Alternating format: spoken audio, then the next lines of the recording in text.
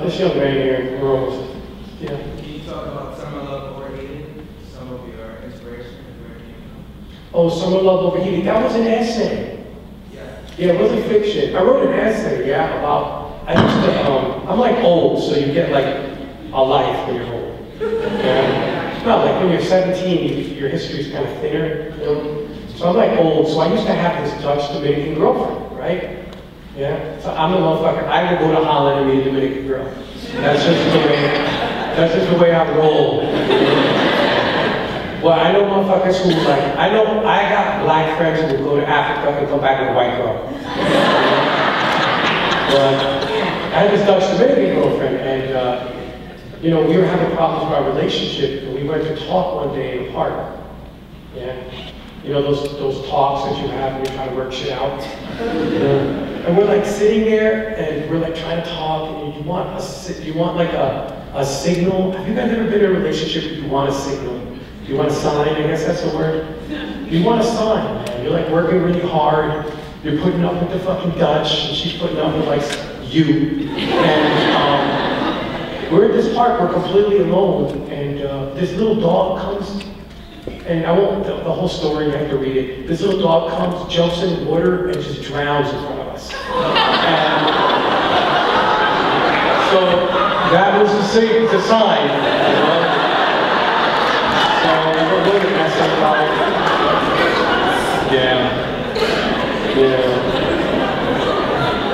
Y'all are funny. You guys are like, think this shit's funny.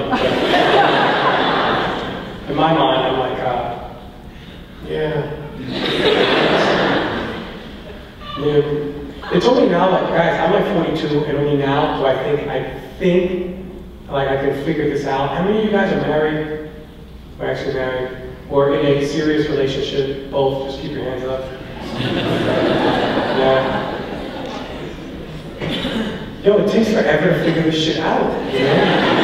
You guys are very lucky. I'll take this last question and then I'll read. What was the name of the essay? They retitled it for me, so I don't know what the name of it was. I called it Amsterdam, but they called it... Summer Love Overheated. Oh, man. Summer Love Overheated. What magazine was it? GQ, was it? Or Esquire? GQ. Thank you, sir. GQ 3 years ago. Well, growing up, who were my favorite authors? Again, this was a different time than it is now. Now people have a lot of access. I didn't have even Sandra Cisneros, you know? It's like, who's like important and ubiquitous, but we didn't even have that. I mean, guys, my favorite authors were like anybody who wasn't writing about this world. Because the only books that were about this world were like about white people with like money, or like white people during the Dust Bowl, you know? Like white people in Denmark, you know, speaking really Elizabethan English. So I kind of wanted to get out of that world. I have to say, it was like overwhelming. I felt like I had so much whiteness coming out my ears, and the last thing I needed to do was read about it. You know? I mean, no offense, but it's like a lot. You know? You're an immigrant. So I kind of wanted to read about like anything else. I guess the book that I was reading in those days, it was like the only book by black folks I had access to, was the autobiography of Malcolm X. It shows you, like, if you're not in college, if you were in high school, where I went to high school, that was it. You know, that was it for us. But I guess some of my other, I loved reading about Stephen King, because I love reading books by Stephen King, because that shit made sense. If you grew up, again, if you grew up really poor, it's like, it always felt like there was like a monster, you know? And it was just fun. When I went to college is when I really discovered literature. That's when I fell in love with all the people who in some ways shaped me. When I fell in love with this South Asian writer, Anjana Apachana, who wrote a short story collection called Incantations. Had an enormous impact on me. Patrick Chamoiseau, Cristina Garcia, Sandra Cisneros, early Oscar Iguelos, Maxine Kingston, Frank Chin, the Mexican writer Juan Rufo. Just an enormous impact. Really in college is when I really discovered writers who didn't need a werewolf to to write a book, you know?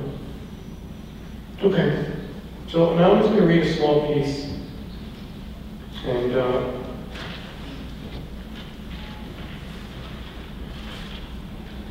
then we'll just take one question after that, and then we'll take a break, yeah?